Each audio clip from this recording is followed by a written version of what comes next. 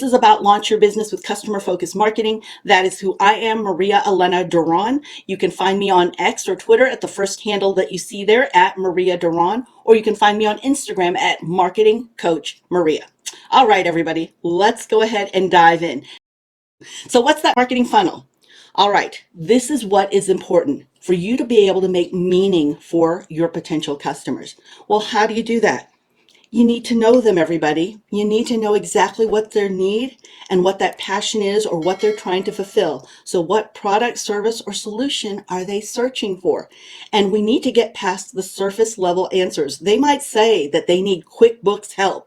But really what they want to do is they want to have peace of mind, and they don't want to have to be bothered with trying to figure out software.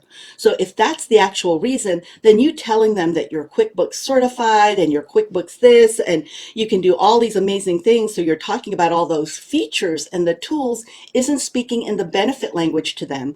However, a lot of people, when they're asked, they give surface level answers. If you want proof of that, go to a networking event and watch everybody talk about the weather, because that's all the kind of conversations that they'll have.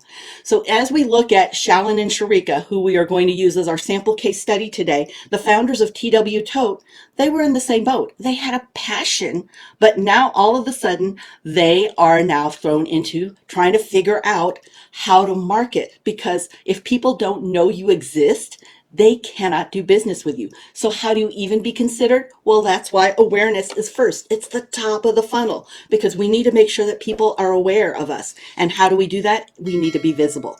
Now, search.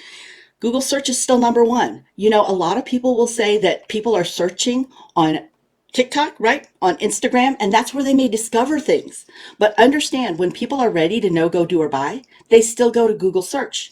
And number two to that, so number one search engine is Google, but number two is YouTube, and both are owned by Google. So it's very important for us as entrepreneurs to understand how Google search works and to dominate that. And where you win as a small business is you are personal, you are nimble, and you know who your customer is. So if you can truly understand what matters most to them, then you can do some amazing marketing, which means create meaning and storytelling as we look at number one there, because we know what matters most, not just the surface answer, but what really matters. And then we know how to build those relationships, trust, and credibility. We know them by name. We don't have to come up with a survey, a form, or a committee to figure out who our customers are.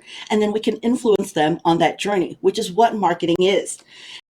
So what are you doing to be intentional and connecting them with what they need and what you have? So it's important, in order for us to have awareness, to identify who our best customer is. It is not anybody, everybody, or somebody. If that's who you target, then you get their second cousin, nobody, because it's too wide, too much. People can't even see that they fit. And if it feels generic, then they look at the messaging that you put out there, anything on your site, and they think, that's not me. They're talking about somebody else.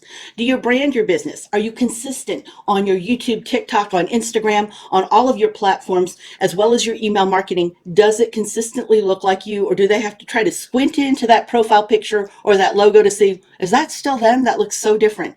And do you have your business easily accessible, right? And easy to find? There are still businesses to this day that I see have websites that are gated, which means you've got to put your email address in even to see the website. Have you earned the right to get something so valuable and private to somebody as their email address? Because all of our email inboxes are stressed out, and we don't just give that out to anybody.